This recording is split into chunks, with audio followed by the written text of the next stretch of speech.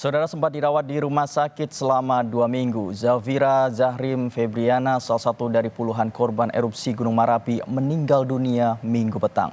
Sebelumnya, video minta tolong korban ramai dibagikan di media sosial.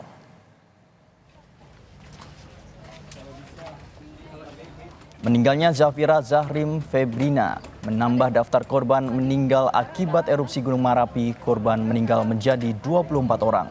Atlet silat berprestasi ini meninggal di ruangan ICU Rumah Sakit Umum Pusat M. Jamil setelah menderita luka bakar 41%.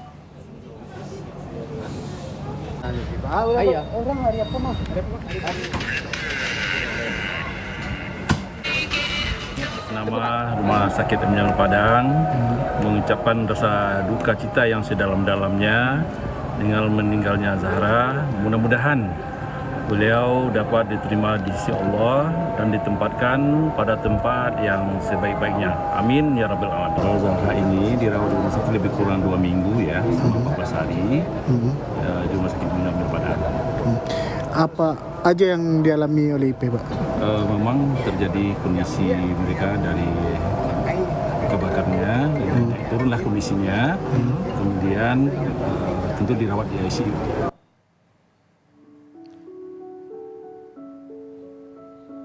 Zafira sempat terjebak dan berhasil dievakuasi dalam kondisi selamat oleh tim SAR gabungan Gunung Merapi di Sumatera Barat erupsi pada Minggu 3 Desember 2023 lalu. 75 pendaki terjebak di atas gunung. Zafira menjadi korban ke-24 yang meninggal akibat erupsi Merapi. Sementara 52 orang selamat hingga saat ini, 3 diantaranya masih menjalani perawatan intensif di rumah sakit.